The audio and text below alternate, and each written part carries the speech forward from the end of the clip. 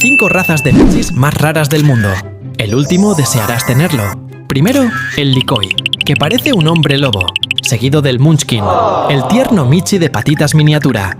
También están el Khao Mané con sus ojos de diamantes.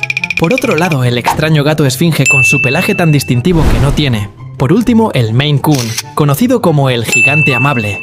Es la raza no híbrida más grande del mundo. Pueden medir hasta 1 metro de largo. Pero el más exótico sigue siendo el tuyo. ¿Cuál te sorprendió más? Compártelo este short por WhatsApp a tu amiga, a la que le falte un michi de esta raza.